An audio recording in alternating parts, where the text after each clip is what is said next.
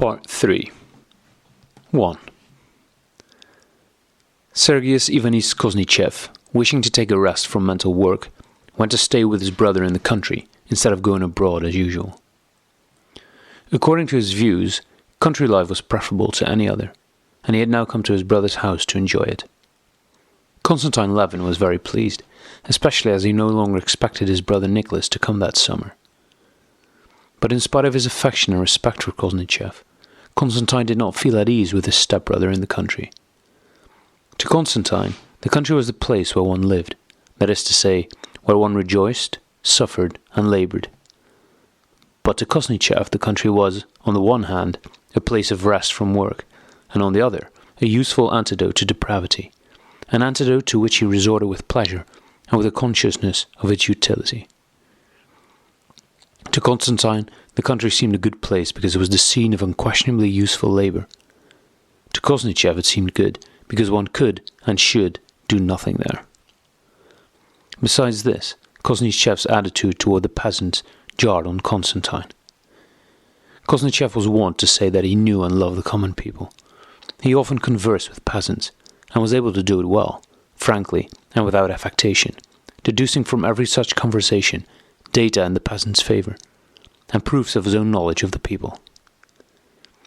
Constantine regarded the peasants as the chief partners in a common undertaking, and despite his respect and the feeling of a blood tie, probably, as he said, sucked in with the milk of his peasant nurse, he, as partner in their common undertaking, though often filled with admiration for the strength, meekness, and justice of these people, was very often, when the business required other qualities, exasperated with them for their carelessness, untidiness, drunkenness, and untruthfulness. Had Constantine been asked whether he liked the peasants, he would not have known what to answer. He both liked and disliked them, just as he liked and disliked all human beings. With his natural kind heart, he of course liked human beings more than he disliked them, and naturally the peasants were included. But he could not like or dislike the people as if they were something apart, because he not only lived among them, his interests closely bound up with theirs, but he considered himself one of the people, and could not find in himself any special qualities or defects which placed him in contrast with them. Moreover, though he had lived in very close relations with the peasants, as their master, mediator, and above all, as their adviser, the peasants trusted him, and would often come 30 miles to consult him. He had no definite opinion concerning them. Had he been asked whether he knew the people, he would have been just as much at a loss for a reply as he was for a reply to the question whether he liked them. To say that he knew the peasants was tantamount to saying that he knew human beings. He continually observed and learned to know all sorts of human beings, among them human beings of the peasant class, whom he considered interesting, constantly discovering in them new traits and altering his opinions accordingly. Koznichev, on the other hand, just as he praised country life as a contrast to the life he disliked, liked the peasants as a contrast to the class he disliked, and regarded them as a contrast to humanity in general. His methodical mind had formed definite views on the life of the people, founded partly on that life itself, but chiefly on its contrast. He never altered his opinions about the people, nor his sympathetic attitude toward them. In the disputes which took place between the brothers when discussing the peasants, Koznichev was always victorious, just because he had definite views about them, their character, attributes, and tastes, while Constantine had no definite and fixed views, and was often guilty of self-contradiction when arguing on that subject. Koznichev thought his younger brother a splendid fellow, with his heart in the right place, but with a mind which, though rather quick, was swayed by the impression of the moment, and was ever full of contradictions. With an elder brother's condescension, he sometimes explained to him the meaning of things, but could find no pleasure in discussion, because he could gain too easy a victory. Constantine considered his brother to be a man of great intellect, noble in the highest sense of the word, and gifted with the power of working for the general welfare. But the older he grew, and the more intimately he came to know his brother, the oftener the thought occurred to him that the power of working for the general welfare, a power of which he felt himself entirely destitute, was not a virtue, but rather a lack of something, not a lack of kindly honesty and noble desires and tastes, but a lack of the power of living, of what is called heart, the aspiration which makes a man choose one out of all the innumerable paths of life that present themselves, and desire that alone. The better he knew his brother, the more he noticed that Kosnichev and many other social workers were not led to this love for the common good by their hearts, but because they had reasoned out in their minds that it was a good thing to do that kind of work, and took to it accordingly. What further strengthened this conviction was noticing that his brother did not take the question of the general welfare, or of the immortality of the soul, any more to heart than a game of chess. Another thing which made Konstantin Levin feel his brother's presence inconvenient was that in the country, especially during the summer, while Levin was always busy with the farm and the long summer days were too short for doing all that had to be done, Kosnichev was resting. But even though he was resting from mental labours and was not writing, he was so used to mental activity that he liked expressing his thoughts in an elegant, concise style, and liked having a listener. His most usual and natural listener was his brother, and therefore, despite their friendly relations, Konstantin felt uncomfortable at leaving him alone. Kosnichev loved to lie basking in the sunshine, talking lazily. "You can't imagine what a pleasure this complete laziness is to me. Not a thought in my brain. You might send a ball rolling through it." But it wearied Konstantin to sit listening to him, particularly because he knew that during his absence the manure was being carted into the field, and it was impossible to guess where they would throw it if he were not there to see. The ploughshares too would not be screwed up properly or taken out, and then he would be told that these ploughs were a silly invention. How can they be compared to our old Russian plough? And so on. "Haven't you walked about enough in this heat?" said Kosnichev. "No, I must just look in at the counting house for a moment," answered Levin, and off he ran to the fields. 2.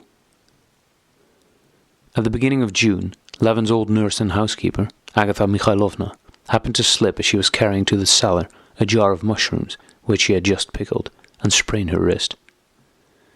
A talkative young medical man who had only just qualified and had been appointed doctor for the Zemstvo district arrived, examined the hand, said it was not sprained, and enjoyed a talk with the celebrated Sergei Ivanich Kosnichev. He told him all the gossip of the district to show off his enlightened views, and complained of the unsatisfactory conditions prevailing there. Kosnichev listened attentively, asked questions, and, enlivened by the presence of a new listener, became quite chatty, made some pointed and weighty remarks, respectfully appreciated by the young doctor, and reached that state of animation his brother so well knew, which generally followed a brilliant and lively conversation. After the doctor's departure, Kosnichev felt inclined to go to the river with his fishing rod. He was fond of angling, and seemed proud of being able to like such a stupid occupation. Constantine, who was obliged to go to the cornfields and meadows, offered to give his brother a lift in his trap. It was just the time of year, the turning point of summer, when the result of that year's harvest becomes assured, when the autumn sowings have to be considered, and when the hay harvest is close at hand. When the grey-green rye waves its formed but as yet not swollen ears lightly in the wind. When the green oats, with irregular clumps of yellow grass interspersed, stand unevenly on late-sown fields.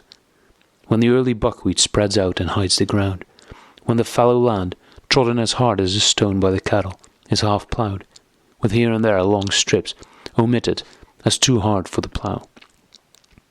When the smell of dried heaps of manure in the fields mingles with the honeyed perfume of the grasses, and waiting for the skith, the lowland meadows lie smooth as a lake by the river's banks, showing here and there black heaps of weeded sorrel stalks. It was the time of that short pause before the labour, yearly renewed, of getting in the harvest, which always demands all the peasant's strength for its accomplishment. The promise of the harvest was splendid, the weather clear and hot, and the short night dewy.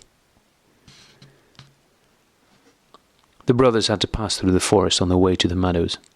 Kosnichev was all the while filled with admiration for the beauty of the thickly leaved forest, and kept pointing out to his brother the old lime trees, looking so dark on the shady side, covered with creamy buds, all ready to burst into blossom, or the new shoots, sparkling like emeralds, on the trees, Constantine Levin did not like talking or hearing about the beauty of nature. Words seemed to detract from the beauty of what he was looking at.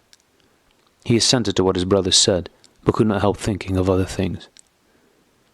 When they emerged from the forest, his attention was arrested at the side of a fallow field and a hillock, here and there yellow with grass or broken up and cut into squares, in some parts speckled with heaps of manure, or even ploughed. A string of carts was moving over the field. Levin counted the carts, and was pleased to see that sufficient manure was being brought. At the side of the meadows, his thoughts turned to the hay harvest. The thought of the hay harvest always touched him to the quick. When they reached the meadow, Levin stopped. At the roots of the thick grass, the morning dew still lingered, and Kosnichev, afraid of wetting his feet, asked his brother to drive him across the meadow to the willow clump, near which perch could be caught. Though Constantine was loath to crush his grass, he drove across the meadow. The tall grass twined softly about the wheels and the horse's legs, leaving seeds on the wet spokes and hubs. Kosnichev sat down by the willows, while Levin led away his horse, and having tethered it, stabbed into the immense grey-green sea of grass, so dense that the wind could not ruffle it. In the meadow, which was flooded every spring, the silky grass, now scattering seeds, reached almost to his waist. When Constantine Levin had passed right across the meadow and reached the road, he met an old man with a swollen eye carrying a swarm of bees in his cap. "Have you found it, Fomitch?" he asked. "Found it indeed, Constantine Dmitrievich. I only hope not to lose my own. This is the second time a swarm has got away, and it's only thanks to those lads there that I've got this one back. They were ploughing for you, and unharnessed a horse and galloped after it." "Well, Fomitch, what do you think? Shall we begin mowing or wait a little?" Well, our custom is to wait till St. Peter's Day, but you always mow earlier." "Why not, God willing? The grass is fine, there will be more room for the cattle." "And what do you think of the weather?" "That's God's business. Perhaps the weather will keep fine too." Levin went back to his brother. Though he had caught nothing, Kosnichev did not feel bored and seemed in the best of spirits. Levin saw that he had been roused by his conversation with the doctor and wanted to have a talk.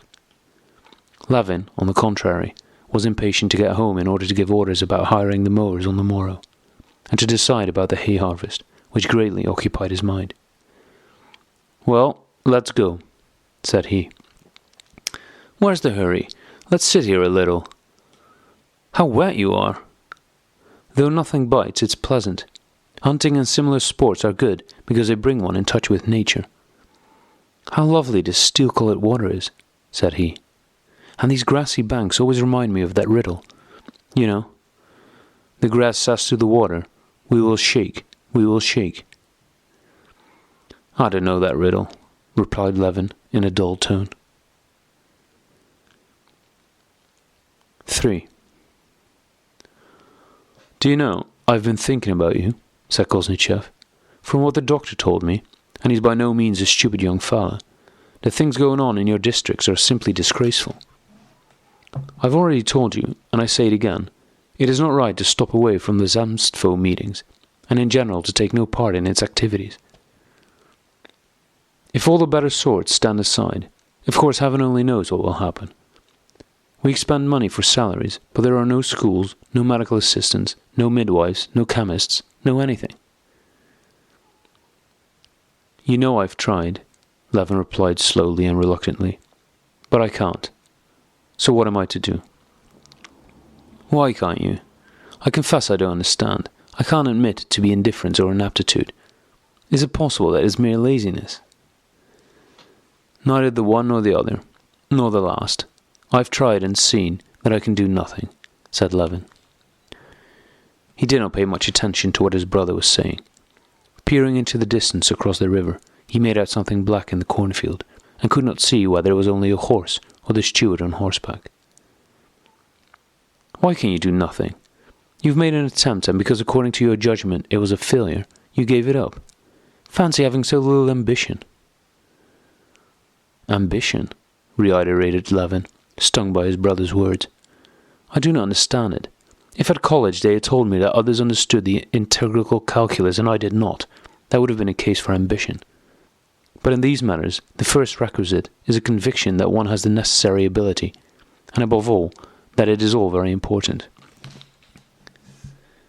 Well, and is it not very important? Said Koznichev, stirred by the perception that his occupations were regarded as unimportant, and especially by his brother's evident inattention to what he was saying. They don't appear important to me. Do what you will, they don't grip me, replied Levin, having made out that what he saw was the steward, who was probably dismissing the peasants from their ploughing too soon, for they were turning the ploughs over. Is it possible they've finished ploughing? Thought he. Come now, after all, continued the elder brother with a frown on his handsome, intelligent face, there are limits to everything. It is all very well to be a crank, to be sincere and dislike hypocrisy. I know that very well. But what you are saying has either no meaning at all, or a very bad meaning. How can you consider it unimportant that the people, whom you love, as you maintain— I never maintained it, thought Levin— are dying without help? Ignorant midwives murdered the babies, and the people remain steeped in ignorance, at the mercy of every village clerk, while you have in your power the means of helping them, and yet are not helping because you do not consider it important. And Koznichev confronted his brother with this dilemma. Either you are so undeveloped that you don't see all that you might do, or you don't want to sacrifice your peace of mind or your vanity, I don't know which, in order to do it. Constantine felt that there was nothing for him but to submit, or else to own to a lack of love for the common cause, and he felt wounded and grieved. Both the one and the other, said he resolutely. I can't see how it is to be done. What? Don't see how medical help can be given by distributing the money in a proper way? Well, it seems impossible to me to give medical help over the whole 3,000 square miles of our district, with our deep snow, impassable when it begins melting, our snowdrifts, and the pressure of work at harvest time, is impossible. Besides, I have no faith in medicine generally. Come now, that is unjust. I could cite thousands of cases to you. And how about schools? Schools? What for? What do you mean? Is it possible to doubt the utility of education? If it is good for you, why not for everybody? Constantine felt himself morally cornered, and in consequence became excited and involuntarily betrayed the chief cause of his indifference to social questions. All this may be very good, but why should I trouble about medical centres which I should never use, or schools to which I should never send my children, and to which the peasants would not wish to send their children, and to which I am not fully convinced they ought to send them, said he. This unexpected view of the question took Koznichev by surprise, but he immediately formed a new plan of attack. He remained silent a while, lifted his rod, and threw the line again, and then turned to his brother with a smile. Now let's see. There is need of a medical centre after all. Did we not send for the district doctor for Agatha Mikhailovna? But I think her hand will remain crooked all the same. That's very questionable. And then a peasant who can read and write is more useful to you and worth more. Ah, no. Ask anyone you like, said Constantine decidedly. A peasant who can read and write is far worse as a labourer. They can't mend the roads, and when they build a bridge, they steal. However, all that is not to the point, said Koznichev, frowning. He did not like to be contradicted, especially when he was met with arguments that incessantly shifted their ground, introducing new considerations without sequence, so that it was difficult to know which of them to answer first. Wait a bit. Do you admit that education is a good thing for the people? I do, replied Levin unguardedly, and at once realized that he had not said what he really thought. He felt that, since he admitted this much, it would be proved to him that he was talking meaningless twaddle. How it would be proved to him, he did not know, but he knew that it certainly would be proved logically, and waited for that proof. The proof turned out to be far simpler than Constantine anticipated. If you admit it to be good, said Koznichev, then, as an honest man, you cannot help loving and sympathizing with such movements and wishing to work for them. But I am not yet prepared to say that such work is desirable, returned Levin. What? Why, you said just now, I mean, I consider it neither desirable nor possible. You can't tell without having tried it. Well, let's grant it is so, said Levin, though he did not grant it at all. Still, I don't see why I should be bothered with it. What do you mean? No, since we started on the topic, perhaps you had better explain it to me from a philosophical point of view, said Levin. I don't see what philosophy has to do with it, replied Kosnichev in a tone that made it seem, at least Levin thought so, that he did not consider his brother had a right to argue in philosophical questions. This irritated Levin. This is what it has to do with it, he said, getting heated. I believe that in any case the motive power of all our actions is our personal happiness. At present, I, a nobleman, see nothing in our Zemstvo that could conduce to my welfare. The roads are not better and cannot be made better, and my horses do manage to pull me over the bad ones. I don't require doctors and medical centres. I don't need the magistrate. I never apply to him, and never will. I not only do not require schools, but they would even do me harm, as I've already told you. To me, the Zemstvo means nothing but a tax of 2 kopecks per desyatina, my having to go to the town, sharing a bed with bugs, and listening to all sorts of nonsense and nastiness. And my personal interests do not prompt me to do it. Come, smilingly interrupted Kosnichev. It was not our personal interest which induced us to work for the emancipation of the serfs, and yet we did it. No, Constantine interrupted, growing more and more heated. The emancipation of the serfs was quite a different matter. There was a personal interest in that. We wanted to throw off a yoke that was oppressing us all good men. But to be a member of a council, to discuss how many scavengers are required, and how the drain should be laid in a town in which I am not living, to be on the jury and try a peasant who has stolen a horse, to sit for 6 hours on end listening to all sorts of rubbish jabbered by the counsel and prosecutor, and to the president asking our idiot Alashka, "Prisoner at the bar, do you plead guilty to the indictment of having stolen a horse?" Constantine Levin was being carried away, and was personating the judge and the idiot Alashka. It seemed to him that all this was relevant to the case in point, but Kosnichev shrugged his shoulders.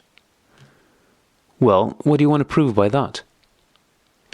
I only want to prove that I will always stand up with all my power for the rights which touch me and my personal interests. When they searched us students, and gendarmes read our letters, I was ready to defend with all my power my right to education and liberty. I understand conscription, which touches the fate of my children, of my brothers and myself, and I am ready to discuss what concerns me. But how to dispose of 40,000 rubles of Zemstvo money, or how to try the idiot Alashka, I neither understand nor can take part in. Constantine Levin spoke as if the dam of his flood of words had been broken. Kosnichev smiled. And tomorrow you may be going to law. Would you rather be tried in the old criminal court? I won't go to law. I'm not going to cut anybody's throat. Shall never be in need of that sort of thing. All those Zemstvo institutions of ours, he said, again jumping off to a subject that had no bearing on the case in point, are like those little birches that are cut down for decorations at Whitsuntide, and we Russians stick them up to imitate the woods that have grown up naturally in Western Europe. I cannot water these birches or believe in them from my soul. Kosnichev only shrugged his shoulders to express his wonder at this sudden introduction of little birches into their discussion, though he had at once grasped his brother's meaning. Wait a moment, one can't reason that way, you know, he remarked, but Constantine, wishing to justify the failing of which he was aware in himself, his indifference to the general welfare, continued, I think that no activity can endure if it is not based on personal interest. That is a common and philosophical truth, said he, emphasizing the word philosophical, as if he wanted to show that he might talk about philosophy as much as anyone else. Kosnichev smiled again. He too has some philosophy or other to serve his inclinations, he thought. You'd better leave philosophy alone, said he. The principal task of philosophy has always, in all ages, been to find the necessary connection existing between personal and general interests. But that is not the point. I need only correct your illustration to get at the point. The birches are not stuck in. Some of them are planted, and others are sown and have to be tended carefully. Only those peoples have a future, only those peoples can be called historic, that have a sense of what is important and great in their institutions, and value them. And to prove the inaccuracy of Levin's views, Kuznetsov carried the conversation into the realm of philosophy and history, which was beyond Constantine's reach. As to your not liking it, pardon me, but that only comes of our Russian laziness and seigneurial habits, and I am sure that in your case it is a temporary error and will pass. Constantine was silent. He felt himself beaten at every point, yet was sure that his brother had understood what he had been trying to say. Only he did not know why this was so. Whether it was because he could not express himself clearly, or because his brother either could not or did not wish to understand him. But he did not go deeply into these questions, and without replying to his brother, began reflecting on a totally different and personal matter. Kuznetsov wound up his last line, untied the horse, and they started on their homeward way.